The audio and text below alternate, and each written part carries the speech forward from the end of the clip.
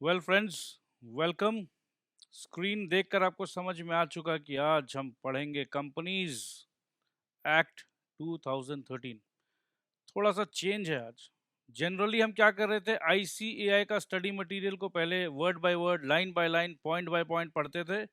उसके बाद हम आपको पिक्टोरियल रिप्रेजेंटेशन पे लेके जाते थे। आज चलो रिवर्स करते हैं। उसके बाद we will go to ICAI study material. तो कंपनीज एक्ट 2013, इसमें आपको जानना होगा कि ये क्या है। What, how, why, when, who, where. ठीक है जी।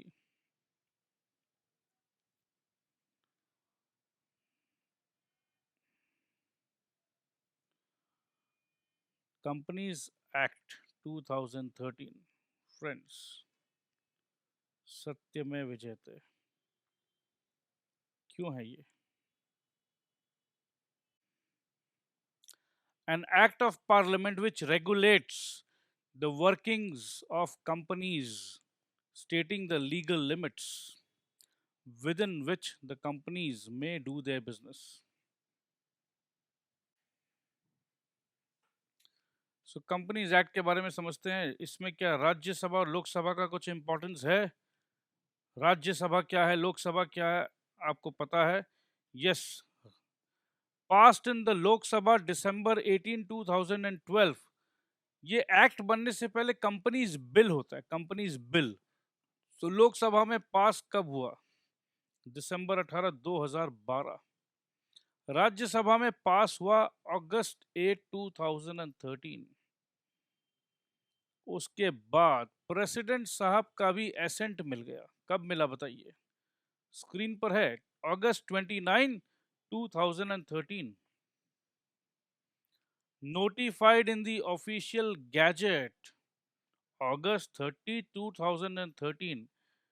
प्रेसिडेंट साहब का सिग्नेचर था अगस्त 29। प्रेसिडेंट साहब ने साइन किया, उसके बाद तुरंत, जैसे टेलीग्राफ न्यूज़पेपर आप पढ़ते हो, ऑफिशियल गैजेट मतलब गवर्नमेंट का ऑफिशियल कम्युनिकेशन। देखो जी क्या लिखा है, भारत का राजपत्र, the gadget of India, extraordinary, part 2 section 1, published by authority, new Delhi, Friday, August 30 2013। भद्रपाद 8 1935, Saka. Separate paging is given to this part in order that it may be filed as a separate compilation.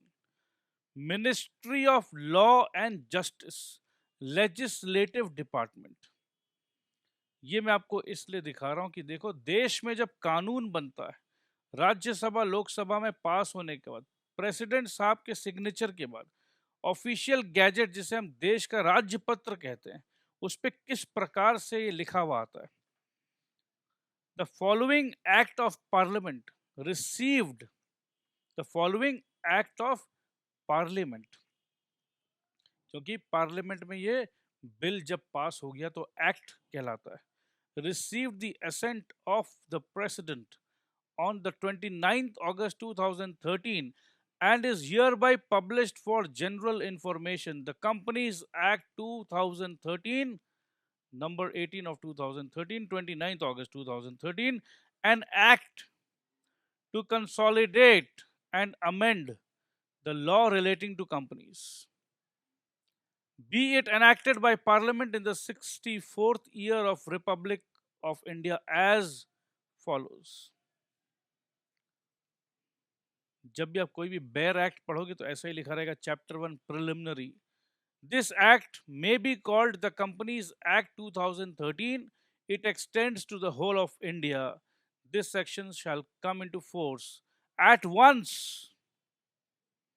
and the remaining provision of this act shall come into force on such date as the central government may by notification in the official gazette appoint, and different dates may be appointed for different provisions of this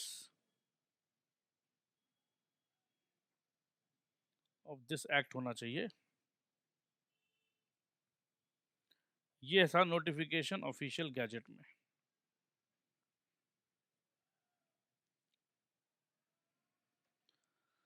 सो दोस्तों, companies act 1956, companies act 1956 अब बन गया क्या? बन गया companies act 2013। Change आ गया।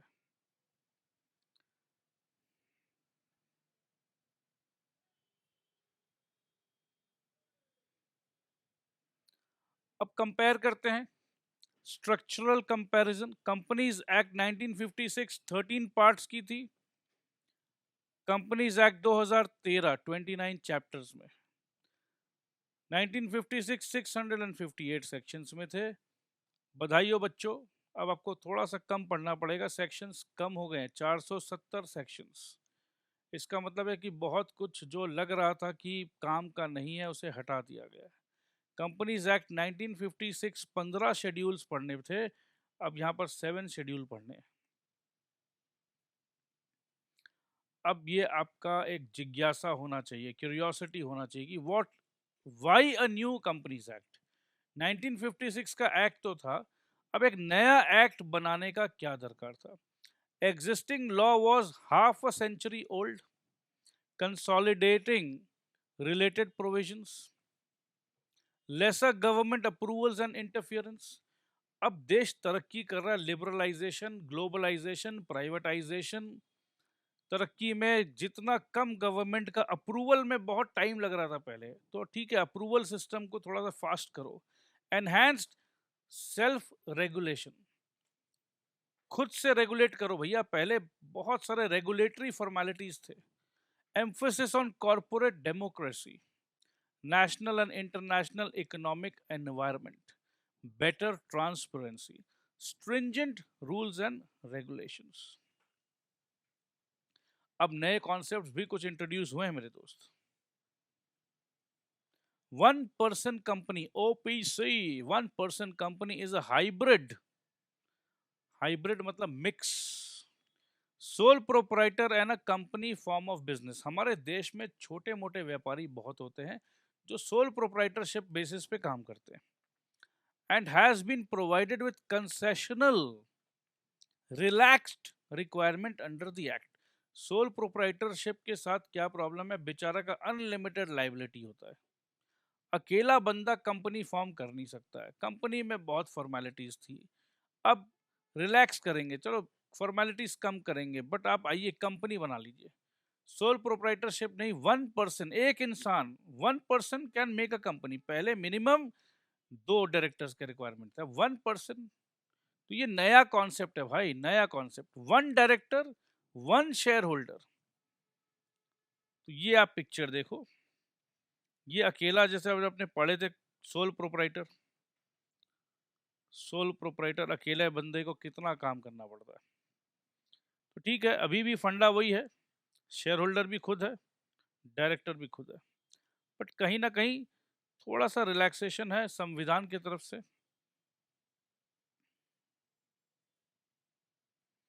Associate company का भी एक नया फंडा आया है। Associate company in relation to another company means a company in which the other company has a significant influence। जिसे अपने बोलते हैं ना, यार ये मेरा दोस्त है। अच्छा तेरा दोस्त है, तो तेरे दोस्त को तू फोन करके बुलाएगा कि चल ताज बंगाल पे आज चाय पिला, आएगा? अरे ऑफ कोर्स आएगा। जिसे अपने नहीं बोलते हैं, अच्छा दोस्त है तेरे फोन करने से आएगा, हाँ भैया तेरा अच्छा खासा इन्फ्लुएंस है, मेरा तो दोस्त नहीं है, मेरे बोलने से तो नहीं आएगा, तेरा बहुत अच्छा दोस्त है। तो associate company in relation to another company, जब मैं एक कंपनी हूं, मैं बोलता ये जो XYZ जो कंपनी है ये मेरा एसोसिएट कंपनी है। अच्छा तेरा एसोसिएट कंपनी मतलब उस कंपनी में तू जो चाहेगा या कुछ चाहेगा तो तेरे बोलने से होगा, बिल्कुल होगा। Which means a company in which the other company has significant influence but which is not a subsidiary. अब ये not a subsidiary and joint venture company, तो सब्सिडरी क्या है ये पता होना चाहिए। और जॉइंट वेंचर तो अपने को पता ही है कि चलो साथ में मिलके काम करते हैं। जब साथ में मिलके काम करेंगे तो इन्फ्लुएंस ऑटोमेटिकली होगा। सब्सिडरी मतलब मैं तुम्हारे सर के ऊपर बैठ गया हूं, मैं बॉस हूं, तो वैसे भी इन्फ्लुएंस होगा। मगर एक नया टर्म आ गया है, एसोसिएट कंपनी। तो अभी से पहले सब्सिडरी और जॉइंट वेंचर कंपनी तो समझ ही रहे थे, बट अब एक नया कॉन्सेप्ट आया, एसोसिएट कंपनी। मतलब वो कंपनी जहां इन्फ्लुएंस तो है, मगर वो ऐसा इन्फ्लुएंस है जो कि सब्सिडरी भी नहीं है और जॉइंट वेंचर भी नहीं है। जैसे कि ये कंपनी ए, ठीक है, company A having significant influence includes joint venture company, does not include subsidiary company.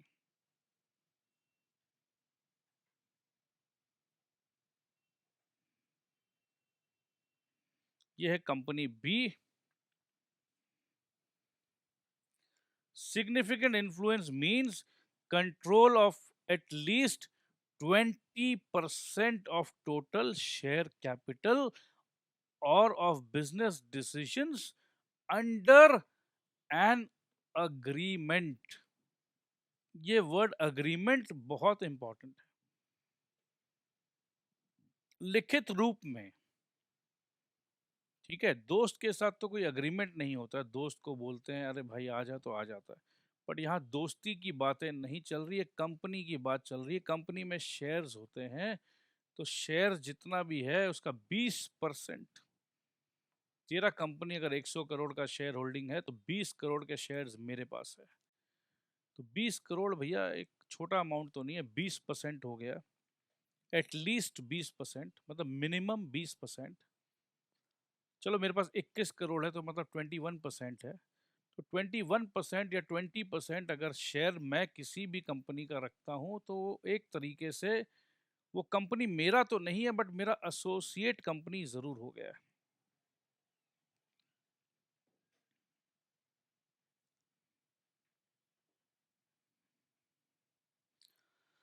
Dormant company, अरे भैया डोरमेंट कंपनी, डोरमेंट पार्टनर तो हमने सुना था, नया कॉन्सेप्ट है dormant company. Where a company is formed and registered under this act. कौन सा एक्ट? 2013 वाला act. For a future project. काम अभी नहीं करना है, काम बाद में करना है, सो जा। कंपनी बना के कंपनी को बोला बेटे सो जा, लोरी सुना के कंपनी को सुला दिया गया।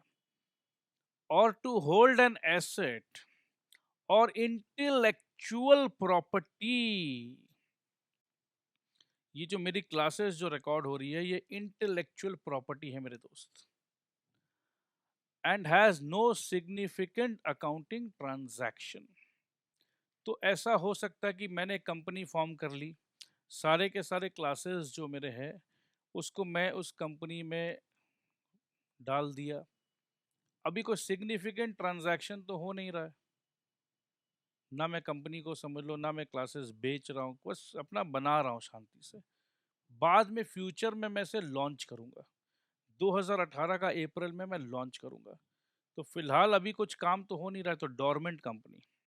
Inactive company means a company which has not been carrying on any business। inactive ये तो वर्ड से समझ में आ रहा है। और operation and has not made any significant accounting transaction during the last 2 financial years। तो इनएक्टिव होने के लिए 2 फाइनेंशियल ईयर तक आप कुछ भी मत करिए तो इनएक्टिव के डेफिनेशन पे आ जाओगे।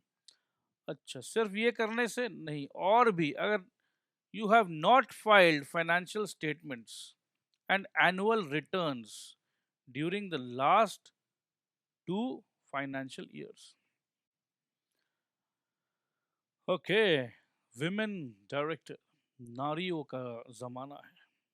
Okay, every listed company shall appoint at least 1 women director. At least बोला है, ठीक है, तो एक तो चाहिए ही चाहिए।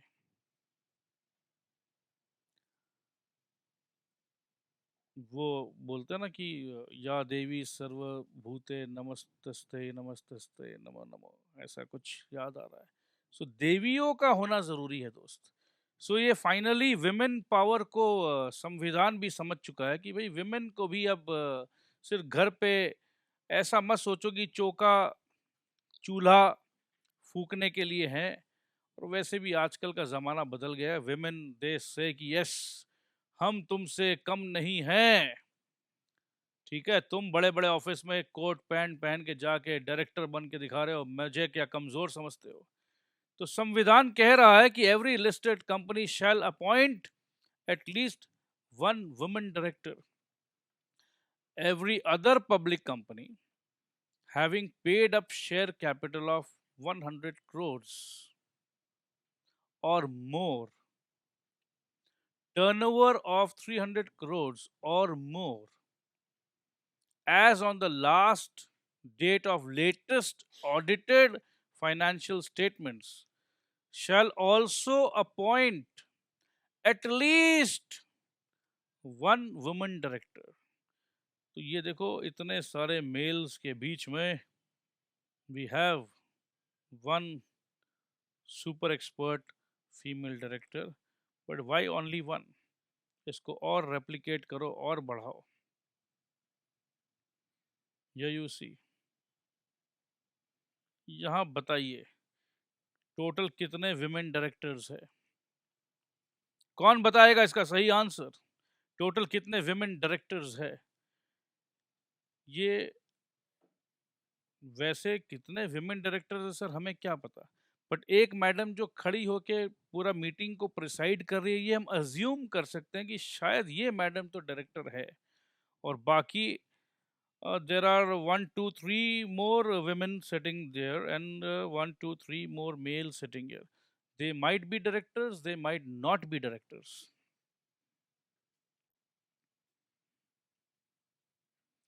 Rotation of auditors. Mandatory rotation of auditors. Mandatory rotation of auditors for the listed and other specified class of companies. Auditor कौन होते हैं ये तो आपको पता होगा, जो आपके कंपनी के फाइनेंशियल हेल्थ को चेक करते हैं, बैलेंस शीट वगैरह को चेक करते हैं, ऑडिट करते हैं। The word is audit. और एक ऑडिट रिपोर्ट बनाते हैं शेयर होल्डर्स के लिए।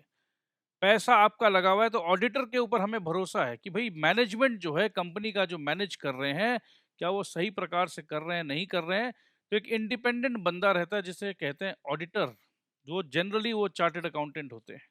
तो अगर आप चार्टर्ड अकाउंटेंट बन जाओगे तो आप भी बड़े बड़े कंपनीज के ऑडिटर हो जाओगे। तो अब कुछ रूल बना दिया गया कि इस ऑडिटर को ना घुमाते रहो, रोटेट करो। तो mandatory rotation of auditors for the listed. अब ये लिस्टेड मतलब क्या? जो कंपनी के शेयर्स स्टॉक मार्केट में लिस्टेड है। ये सब आप धीरे धीरे आगे और पढ़ोगे। And other specified class of companies. Individual auditor to rotate after a term of 5 consecutive years। 5 साल आपने पूरे कर लिए भैया, अब आप रोटेट हो जाइए। ठीक है, इसी कंपनी में बैठ जाओगे क्या? चलो भागो, खड़े और भागो, रोटेट करो, रोटेट करो। ये देखो, एक कंपनी से दूसरे कंपनी में भाई लोग रोटेट कर रहे हैं। तो ये ऑडिटर लोग रोटेट कर रहे हैं, ये याद रखिएगा। यहाँ पर भी चलो रोटेशन रोटेशन खेला हो रहा है। और क्या है? Audit firm to be rotated after 2 terms of 5 consecutive years। अगर ऑडिट फर्म है तो 2 term of 5 consecutive years, मतलब 10 साल।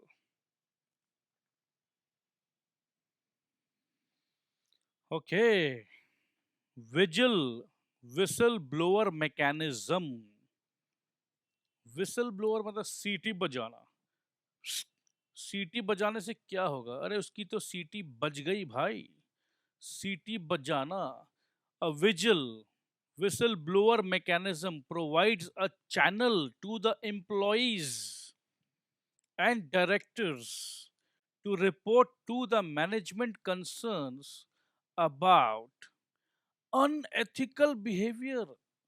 जो बिहेवियर गलत है, तुम मेरे साथ गलत काम कर रहे हो, मैं अभी तुम्हारा सीटी बजा देता हूं। बेसिकली तुम गलत काम कर रहे हो, मैं रुको अभी सीटी बजा के बोल देता हूं। सीटी बजाना मतलब बता देना कि तुम मेरे साथ गलत कर रहे हो और मैं ये बर्दाश्त नहीं करूंगी या करूंगा। Okay, unethical behavior, you wanting favors from me which is not right। तुम में प्रमोट कर देंगे हम, but you want unethical favours, गलत है। एक्चुअल और सस्पेक्टेड फ्रॉड, देखो तुम गलत कर रहे हो, तुम कंपनी के पैसे चुरा रहे हो, तुम घूम रहे हो, तुम खाना पीना कर रहे हो, तुम कंपनी के काम से जा रहे हो, होटल्स में रुक रहे हो, मौज मस्ती कर रहे हो, बर्थडे पार्टी मना रहे हो और आके बोल रहे हो कि तुम सेल्स मीटिंग में थे, और violation of the codes of conduct और पॉलिसी। सो कहने का मतलब यह है कि अगर आपको लग रहा है कि आप कंपनी में काम कर रहे हो कंपनी में आप काम कर रहे हो और आपके साथ आपको लग रहा है कि गलत हो रहा है, या आप देख रहे हो कि कोई और गलत कर रहा है, तो do not be afraid, let your voice be heard, speak up man. और आप बोल के बोलोगे यू आर अ क्रुक। ठीक है। Secretarial audit. Secretarial audit is an audit to check compliance of various legislations, including the Companies Act and the other corporate and economic laws applicable to the company। तो जितने अलग अलग legislations है उनका compliance करना है कि क्या हम रूल्स फॉलो कर रहे हैं क्या नहीं कर रहे हैं, तो उसे कहते हैं सेक्रेटेरियल ऑडिट। समझ लो इनकम टैक्स अपने को एडवांस में भरना है, समझ लो एम्प्लॉयज़ का प्रोविडेंट फंड में पैसा जमा करना है, तो बहुत सारे रूल्स होते हैं। प्रोफेशनल टैक्स का पैसा जमा करना है, तो जितने भी अलग अलग, वर्कमैन कंपेंसेशन एक्ट होता है, प्रोविडेंट फंड होता है, ग्रेचुटी होता है, बोनस होता है, तो कंपनीज को बहुत सारे रूल्स एंड रेगुलेशन, फैक्ट्रीज में जो वर्कर काम कर रहे हैं उनके लिए आप सही तरीक़े से काम कर रहे हो क्या नहीं, उनको आप सही टाइम पे जो वेजेस होना चाहिए उतना वेज मिल रहा है क्या नहीं, तो आप सब कुछ सही तरीके से कर रहे हो या नहीं कर रहे हो, तो उसको चेक करना है। सारे अलग अलग लेजिस्लेशंस बने हैं, अलग अलग लॉ बने हैं, लेजिस्लेशंस मतलब लॉ बने हैं, including the companies act. Companies act में भी डायरेक्टर को सैलरी इतना दिया जा सकता है, इतना परसेंट कमीशन दिया जा सकता है क्या नहीं दिया जा सकता है, या क्या है नहीं है, तो सारे रूल्स को समझते हुए काम करना है। And other corporate and economic laws applicable to the company. ये क्या बोल रहे हैं, क्वार्टरली कुछ करना है, भागो भागो, फैक्ट्री से रिलेटेड। फिर ये आए, ये इधर देख रहे हैं, अच्छा कर दिया जी। ये देखो सारे मैग्नीफाइंग ग्लास लगा लगा के देख रहे हैं कि हमें सारा सही काम करना है, कि हम सही काम कर रहे हैं क्या नहीं कर रहे हैं, कंप्लायंसेस को हम फॉलो कर रहे हैं क्या नहीं कर रहे हैं, तो ये सारे सेक्रेटेरियल ऑडिटर्स है। ठीक है, देखो कंप्लायंस को ध्यान रखो भैया, कंप्लायंस पर नज़र रखो, मैग्नीफाइंग ग्लास से नज़र रखो। अगर आप कोई भी कंप्लायंस को भूल जाते हो तो आपके ऊपर पेनल्टी लग सकती है।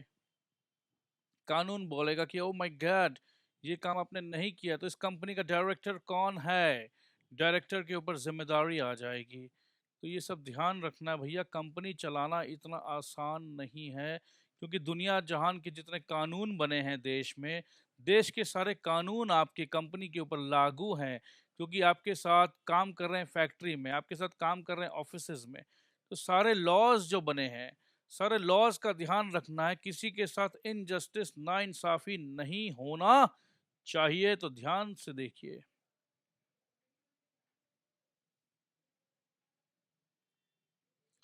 Fast track merger, merger, merger मतलब पता क्या है, वो जो मरने वाला कंपनी था, मरने वाला कंपनी को मरने से बचा लो। भैया मुझे बचा लो, मेरे हाथ को पकड़ लो। तो दो कंपनी दोनों हो सकती है कमजोर थी, दोनों मरने वाली थी, आपस में मिलकर मर्ज हो गई, अब मरेंगे नहीं। या एक मजबूत कंपनी एक कमजोर कंपनी का हाथ पकड़ के दोनों अपना एडवांटेजेस को समझते हुए मरने से बचते हैं। The act simplified procedure for merger and amalgamation of certain class of companies।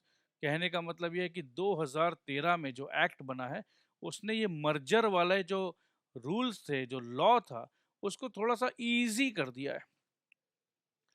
Certain class of companies के लिए इजी किया, वो हम देखेंगे, such as holding and subsidiary and small companies.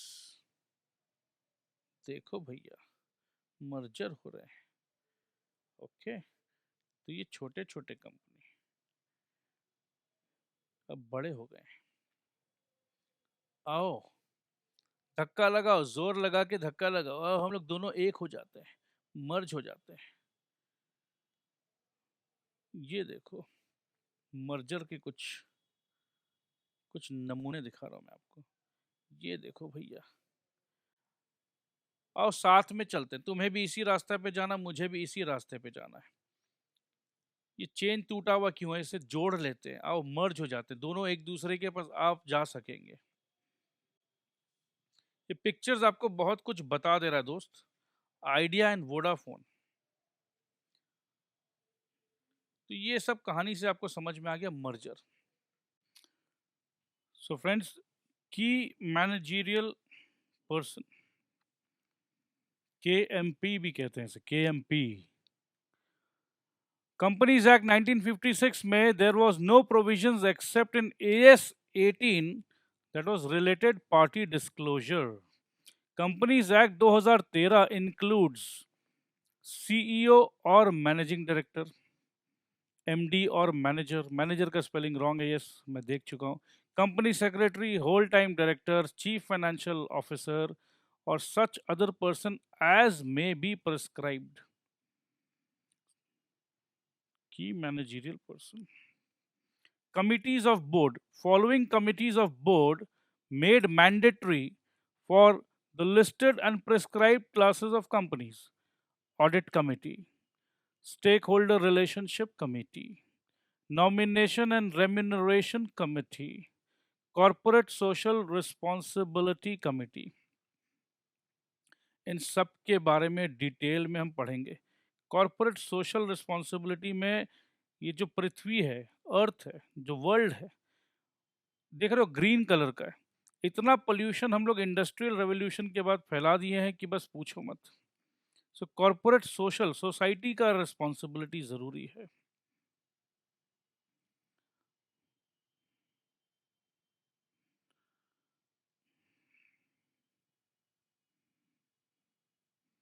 सो अलग अलग कमिटी है, आप देख रहे हो काम चल रहा है यहाँ पर, ये बड़ा अच्छा इमेज है।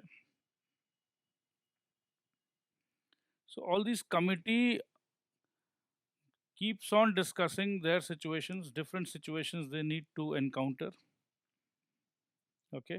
सो ये कॉर्पोरेट सिनेरियो मैं आपको दिखा रहा हूँ।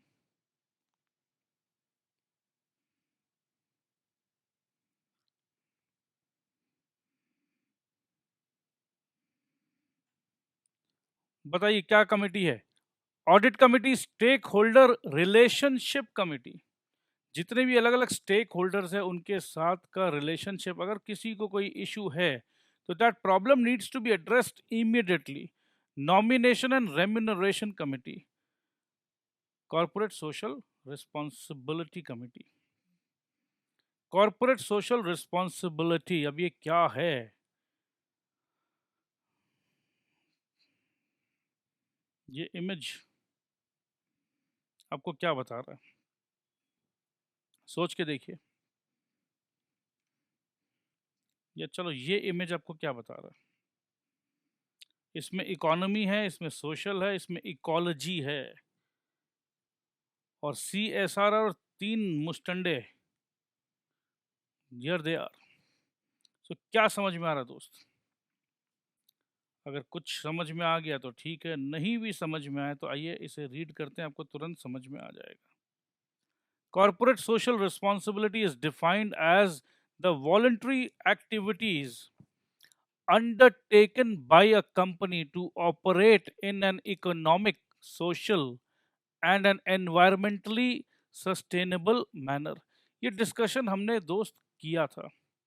बिजनेस कमर्शियल नॉलेज में हमने ये आपको बहुत ज़बरदस्त तरीके से समझाया था, तो आप वहाँ पर जाके मैच कर सकते हो। 2% of the average net profit of last 3 years, कितना? 2%, 2%। 1 करोड़ का 2% कितना होता है बच्चों? 2 लाख रुपए। 2% of average net profit of last 3 years to be spent mandatorily spent on CSR by companies having net worth of 5 billion or more। जिस company का net worth 5 billion है या उससे ज्यादा है तो उसे 2% of the average profit of the last 3 years, 3 साल का एवरेज को लेकर 2% आपको स्पेंड करना ही होगा। कॉरपोरेट सोशल रिस्पॉन्सिबिलिटी में मतलब समाज, इकोलॉजी, ये सब के सिचुएशंस को ठीक करने के लिए you have to do something good. अगर आपका टर्नओवर 10 बिलियन से ज़्यादा है या net profit of 50 million or more, the CSR committee must consist of minimum 3 directors and at least 1 director being an independent director। Independent director किसे कहते हैं, ये सबको और हम डिस्कशन करेंगे डिटेल में। अभी आगे बढ़ते हैं। National company law tribunal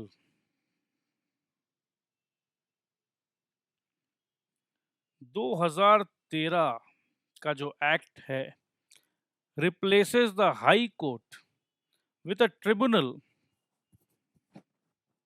to be known as NCLT, that is National Company Law Tribunal, which will consist of judicial and technical members। Judicial मतलब जुडिशरी से लोग रहेंगे, technical members as central government में deem fit to exercise the discharge of powers and functions conferred including approval of merger. Merger का approval पहले जब आप पढ़ते थे तो कोई 2 कंपनी का मर्जर होने का है, उसकी अप्रूवल हाई कोर्ट का दरकार पड़ता था। आज के दिन में NCLT वो अप्रूवल देगी। Approval of merger, corporate recognition, capital reduction, extension of financial year, etc. consist of president and such number of judicial and technical members as the central government may think fit. NCLT can be called as mega tribunal because NCLT will consolidate the corporate jurisdiction of the followings। Mega tribunal कहने का मतलब ये है, company law board बोलकर एक system हुआ करता था, अब देखिए NCLT चला गया। The board of industrial and financial reconstruction, तो ये BIFR के भी जितने भी केसेस थे वो NCLT अब उसे एड्रेस करेगा। The Appellate Authority for Industrial and Financial Reconstruction, अब NCLT उसकी भी सारी केसेस को देखेगा।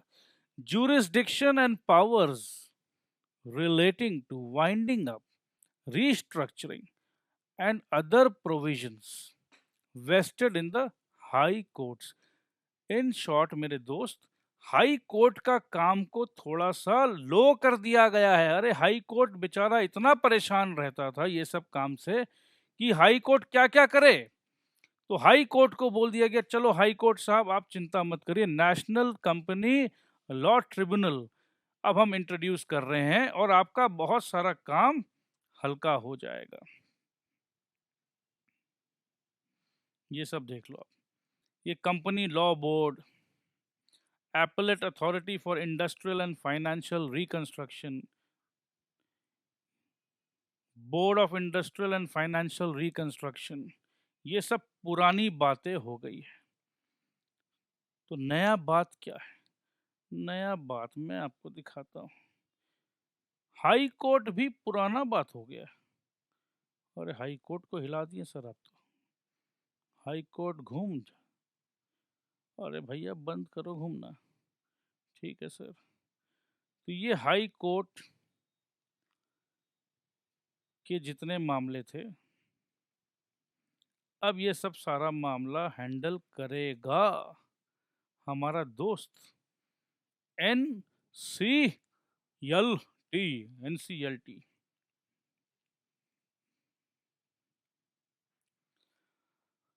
आइए अब कुछ बात करते हैं। देखो ये अभी ओवरव्यू दे रहे हैं, जस्ट प्यार से देखो, समझने का कुछ है नहीं इसमें, तो इसीलिए मैं बहुत ज़्यादा समझा नहीं रहा हूँ। जब हम ICAI के स्टडी मटेरियल को टच करते हुए चलेंगे तो और डिटेल में डिस्कशन करेंगे। Internal audit section 138, internal audit, every listed company, paid up capital जिनका 10 करोड़ से ज़्यादा हो, आउटस्टैंडिंग लोन एंड बोरोइंग जिसका 25 करोड़ से ज़्यादा हो, जो कंपनी ने डिपॉजिट 25 करोड़ से ज़्यादा ले रखा है। Internal auditor being chartered accountant और cost accountant or any other professional decided by the court. What is a company? What is a company? The word company is derived from the Latin words come is equal to come together. come मतलब आइए साथ में, pennies मतलब हो गया कि आइए साथ में रोटी खाते हैं, जो यहाँ नहीं दिया हुआ है। चलिए, section 220 of the 2013 Act defines the term company to mean a company incorporated under the Companies Act 2013 or any previous company law. कहने का मतलब यह है कि 2013 के कंपनीज एक्ट के आने के बाद जितनी भी कंपनीज पहले थी वो भी कंपनीज कहलाएगी भाई। कुछ कंपनीज से आप मिलना चाहते हो तो ये मिलिए इनसे। अब आप देखोगे कि बहुत सारे फॉरेन कंपनीज है इसमें, राइट? तो ठीक है, फॉरेन कंपनीज क्या है? फॉरेन कंपनी इंडिया में अपनी कोई सब्सिडरी कंपनी खोलती है तो क्या है? ये सब आपके दिमाग में अगर क्वेश्चंस आ रहे हो तो अच्छी बात है, सब कवर कर लेंगे। अब ये आपको कुछ most important characteristics of company बताना चाहते हैं। जैसे कि अगर most important characteristics of Bollywood का बात करें तो देखो भैया, एक अच्छा एक्टर चाहिए, शाहरुख खान को ले लो, एक अच्छी एक्ट्रेस चाहिए, दीपिका को ले लो, एक आइटम सॉन्ग तो देख भाई बनता ही है, एक अच्छा थोड़ा फाइट सीन हो, चेस सीन हो और म्यूजिक अच्छा हो, और आजकल एक आइटम हॉट सॉन्ग चाहिए, फिर एक चेस सीक्वेंस चाहिए, अच्छे अच्छे ड्रेस डिज़ाइनर्स चाहिए। तो ये मिला जुला के ये सब फीचर्स हो तो पिक्चर चल उठती है। तो ये स्ट्राइकिंग फीचर ऑफ बॉलीवुड था। मैं आपको बताना चाह रहा हूँ striking characteristics of company. Common seal, common seal का क्या मतलब है? जैसे भैया हम और आप सिग्नेचर करते हैं तो वैसे कंपनी एक आर्टिफिशियल पर्सन है, पर्सन तो नहीं है बट उसे हम मानते हैं एक पर्सन की तरह। तो कंपनी जब साइन करती है तो कॉमन सील लगा देती है, तो समझ लो कंपनी ने अपना सिग्नेचर डाल दिया। कंपनी में क्या होता है? लिमिटेड लाइबिलिटी होता है। कंपनी के जितने भी मेंबर्स शेयर होल्डर्स होते हैं उनका लायबिलिटी उतना ही है जितना शेयर्स का दाम है। परपेचुअल सक्सेशन, परपेचुअल मतलब पहले समझ जाइए, तो सक्सेशन का मीनिंग मैं आपको समझा देता हूँ। परपेचुअल मतलब जो कभी खत्म नहीं होता है, कंटिन्यू करते रहता है। तो क्या है? जो कंपनी को बनाए थे, जो कंपनी को बनाए थे, और जैसे ही कंपनी बन गया या बन गई, तो बनाने वाले हो सकता है मर जाएंगे, मगर कंपनी कभी नहीं मरती है। तो founder directors of the company, they are human beings, they might die one day, but company एक लीगल एंटिटी है। उसका जन्म लॉ ने किया है, लॉ ने, भगवान ने नहीं किया, इंसान ने नहीं किया। तो जन्म कंपनी का हुआ है लॉ से। तो जब तक लॉ है तब तक कंपनी है। तो परपेचुअल सक्सेशन, कंपनी भैया, मेंबर आएंगे मेंबर जाएंगे, कंपनी मगर हमेशा रहेगी। Separate legal entity, separate legal entity का फंडा सिंपल सा है कि जितने भी सोल प्रोपराइटर होते हैं या जितने भी हम लोग पार्टनरशिप में काम करते हैं, तो पार्टनर का नुकसान, कम पार्टनरशिप फर्म का नुकसान। अगर पार्टनरशिप फर्म ने बड़ा लंबा झटका दे दिया, कुछ करोड़ों रुपया पार्टनरशिप फर्म का नुकसान हो गया, तो पार्टनर का जो घर है वो भी, जो क्रेडिटर्स है उसको भी बिकवा सकते हैं, क्योंकि पार्टनर और पार्टनर का फर्म एक ही माना जाता है। पार्टनर और पार्टनर का घर भी एक ही माना जाता है कि भैया विनोद, तुमने मेरे से 50 लाख रुपए ले रखे हैं, देख भैया अब तुम्हारा गाड़ी हम ले जाएंगे, तुम्हारा घर हम ले जाएंगे, तुम जो कपड़े पहन रखे हो मैं वो भी मांग लूंगा, क्योंकि चलो तुम्हारे पास अरमानी का 50,000 रुपये का सूट है तो वो ही दे दो। तो ये विनोद का देखो कितना बुरा हाल हो गया। अब किसी ने उसको समझाया, अरे भैया विनोद, तुम एक काम करो, तुम एक कंपनी खोल लो, कंपनी, कम पानी। तो देखो कम पानी खोल लो तुम, अब उसके बाद कोई भी तुम्हें पानी पानी नहीं कर पाएगा मेरे दोस्त। कैसे भैया? अरे बेटे बहुत सिंपल है, कंपनी जो है सेपरेट लीगल एंटिटी है। तो भैया नहीं समझ में आया। देखो विनोद, अभी तुमने जो 50 लाख रुपए का जो घाटा हुआ है, अगर यही घाटा समझ लो कंपनी का होता तो तुमको कोई नहीं पकड़ता। अगर तुमको कोई पकड़ता भी तो पता है विनोद तुम क्या बोलते? देखिए भैया, बहुत ही बुरा हुआ आपके साथ। माना कि हम उस कंपनी में डायरेक्टर हैं, माना हम डिसीजन हम ही लेते हैं, मगर देखिए भैया, पैसा आप हमको नहीं दिए थे, पैसा आप दिए थे कंपनी को। तो जाइए कंपनी के अगेंस्ट में केस करिए, हमारा घर की तरफ नजर मत उठाइएगा। हमारा घर हमारा है, विनोद का है, बट ये जो पैसा लेन देन हुआ था, आपने जो लेन देन किया था कंपनी के साथ किया था, तो कंपनी पर केस करिए, हमको बख्शिए। तो सेपरेट लीगल एंटिटी, तो जो भी आपको कानूनी कार्रवाई करना है कंपनी के ऊपर करिए। और हम तो भैया कंपनी में काम करते हैं, तो धोखा आपको हमने नहीं दिया, धोखा आपको कंपनी ने दिया। सर अब क्या बात कर रहे हैं? ऐसा ही है, सेपरेट लीगल एंटिटी। इसीलिए दोस्त, ये सेपरेट लीगल एंटिटी का फंडा इतना इंपॉर्टेंट है, इसीलिए मैक्सिमम लोग कंपनी खोलते हैं। कंट्रोल मेरा है बट लायबिलिटी मेरा लिमिटेड हो गया। अब अगर कुछ गड़बड़ भी हुआ तो जाओ भैया कंपनी को पकड़ो, मैं बच जाता हूं। इसीलिए सोल प्रोप्राइटरशिप में मैं नहीं बचूंगा, पार्टनरशिप में मैं कोई नहीं बचा सकता है। कंपनी में कंपनी एक्ट 2013 मेरे को बचाता है। आया बात समझ में? क्योंकि कंपनीज एक्ट 2013 बोलता है, मैं कंपनी हूं, मेरे पास पावर है पार्लियामेंट का। तो जो भी डिसीजन हुआ, जो भी बिजनेस हुआ, आपने मेरे साथ किया है, तो इस डायरेक्टर को क्यों पकड़ते हो? आर्टिफिशियल लीगल पर्सन, सोचो, जो मैं आपको समझा रहा था, कंपनी जो है आर्टिफिशियल लीगल पर्सन, जैसे कि विनोद ने कुछ नहीं किया, जो किया है मैंने किया है। तो आपके ऊपर जो लोग आपके गर्दन को खोज रही थी, कंपनी बोलेगा उनका गर्दन को छोड़ो, मेरे से बात करो, मेरे से।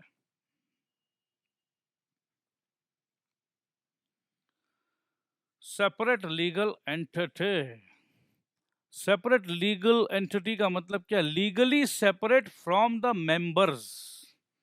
जो मेंबर है और जो कंपनी है दोनों अलग है। Its existence is distinct and separate from that of its members. Its existence मतलब कंपनी का एग्जिस्टेंस और मेंबर का एग्जिस्टेंस दोनों अलग अलग है. A company can own property. Vinod भैया बड़ा ही अच्छा गाड़ी ले लिए, और नहीं भैया ये हमारा नहीं है, ये कंपनी का है. गाड़ी जो है कंपनी का है, इंश्योरेंस कंपनी देता है, ईएमआई भी कंपनी देता है. हम तो भैया कंपनी में काम करते हैं. तो कंपनी कैन ओन प्रॉपर्टी. अगर आप कुछ दिक्कत हुआ तो कंपनी के ऊपर केस होगा. विनोद भैया एकदम सेफ है. Have bank account. Company can raise loans. Company loan ले रहा है.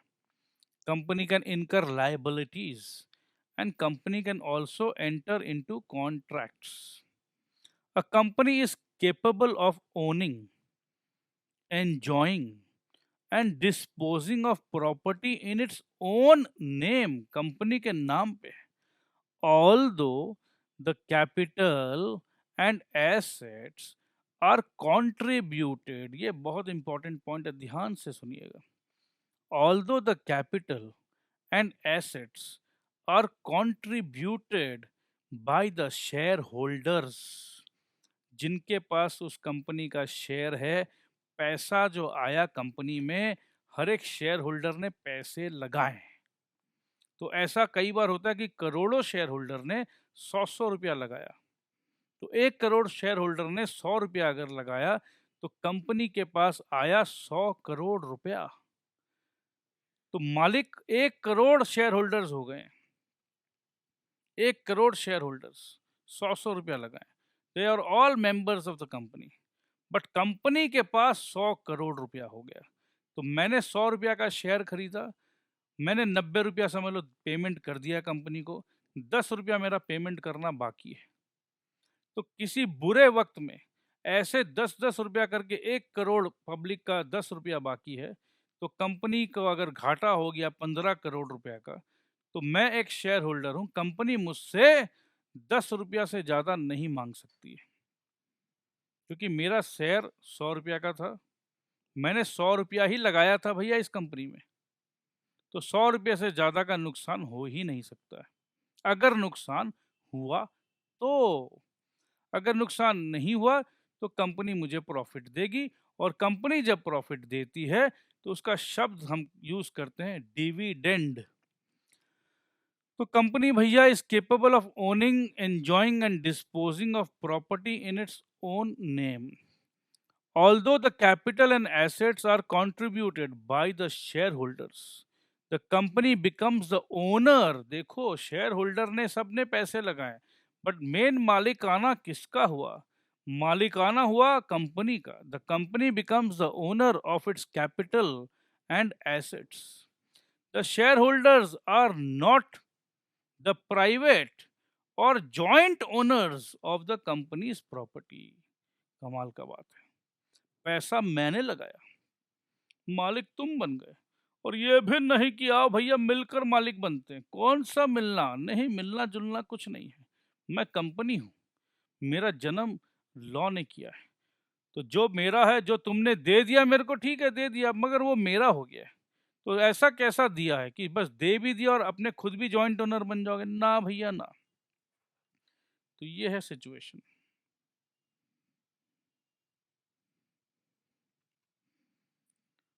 कहने का मतलब ये है कि देखो इतने सारे लोग ने इस अकेले व्यक्ति को पैसा दिया,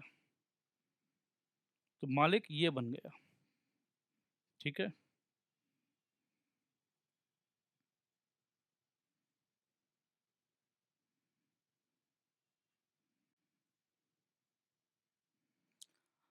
आइए केस स्टडी करते हैं. केस स्टडी को थोड़ा अच्छा से समझना पड़ेगा.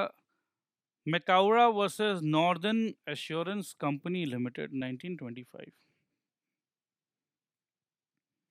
ये केस का फैक्ट को पहले समझिए.